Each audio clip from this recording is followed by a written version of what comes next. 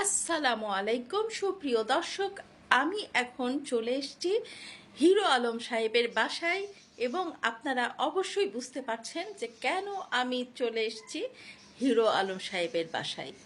আজ হিরো আলম ভাইয়ের হিরো আলম সাহেবের, সরি আমি ভাই বলে ফেলেছি, হিরো আলম সাহেবের আজ অনেক অনেক খুশির দিন। কারণ আরাফাত সাহেব কট খেয়েছেন। ও সরি, মানে নির্বাচনের হিরো আলম সাহেবের একমাত্র প্রতিদ্বন্দ্বী আজকে উনি প্রশাসনের হাতে আটক। এখন আপনাদেরকে আমি শোনাতে চাই হিরো আলম সাহেবের অনুভূতিটা কী। হ্যাঁ দর্শক, তার অনুভূতি জানার জন্যই আমি সরাসরি তার বেডরুমে চলে এসেছি। এখন যদিও উনি ভাই লুঙ্গি লুঙ্গি প্যান্ট পরেন, প্যান্ট।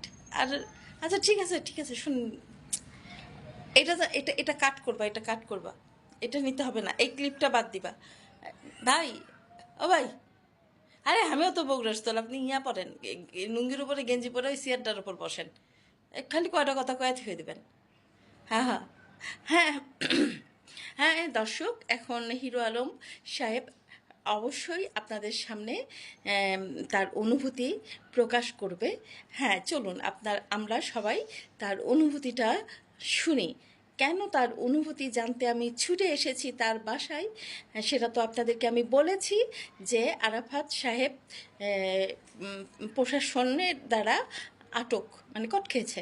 আচ্ছা যাই হোক, হ্যাঁ ভাই রেডি, আচ্ছা ঠিক আছে। এখন দর্শক, আমরা এখন হিরো আলম সাহেবের অনুভূতিটা নেব, ওনার অনুভূতি উনি ব্যক্ত করবেন।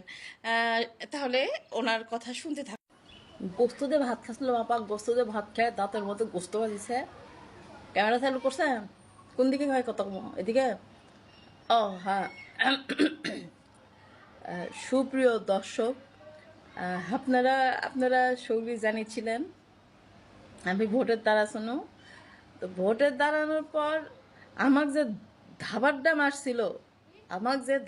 মারছিল সেটা কতটা যুক্তিসঙ্গত। আমি এমন সেদিন আমি জান নিয়ে ফেলেছি, বুঝছেন? আল্লাহর বিচার দেখেন, আল্লাহর এমন বিচার। আসলে দর্শক, আমি গোস্তে ভাত খাসনো, গোস্ত দাঁতের মধ্যে আটকে গেছে, যেন কথা কথা আমার সমস্যা হচ্ছে। তো যাই হোক, এই আপা আসিছে,